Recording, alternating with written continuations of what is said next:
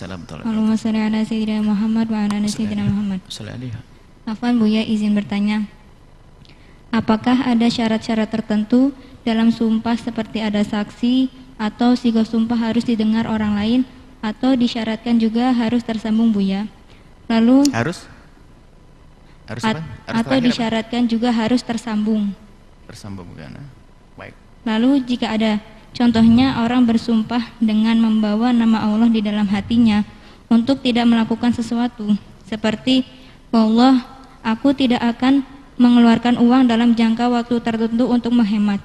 Namun tiba-tiba dia butuh pada sesuatu lalu mengeluarkan uang, apakah ada kafaratnya? Syukron Buya. Assalamualaikum warahmatullahi wabarakatuh. Waalaikumsalam warahmatullahi wabarakatuh. Syaratnya adalah harus diucapkan dengan lisan. Kalau masih di dalam hati tidak menjadi sumpah. Dan tidak harus didengar dan dilihat oleh siapapun. Yang penting telingamu sudah mendengar, itu sumpahmu. Dan ini kadang untuk menterapi sebagian orang dengan diri sendiri, misalnya naudzubillah dia sering nonton yang enggak. Makanya karena dia bingung untuk menghentikannya, demi Allah kalau saya nonton saya akan bayar 10 juta.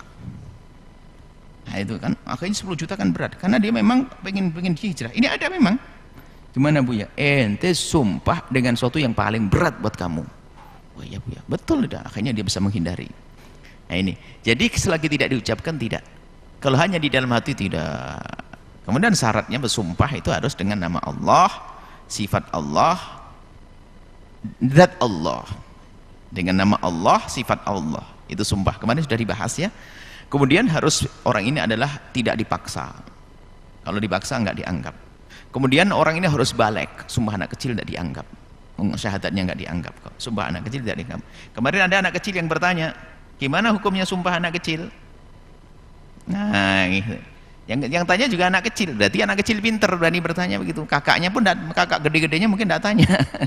Karena ada anak kecil sumpah di sini, anak kecil wallahi gimana sumpah anak kecil? Nah itu, anak kecil sumpahnya tidak dianggap. Baik. Ya seperti syaratnya adalah harus diucapkan, tidak terpaksa, ada ikhtiar. Dengan nama Allah, maka itu harus dipenuhi. Maka itu dianggap sumpah. Masalah harus penuhi atau tidak, maka ini dilihat apa yang disumpahi sama dia. Kalau dia sumpah untuk sebuah kebaikan, lebih baiknya adalah dibatalkan. Kalau tidak melakukan kebaikan, maka lebih baik dibatalin sumpahnya, bayar kafarah lalu melakukan kebaikan seperti yang sudah diterangkan di majelis ini. Wallahu a'lam bishawab.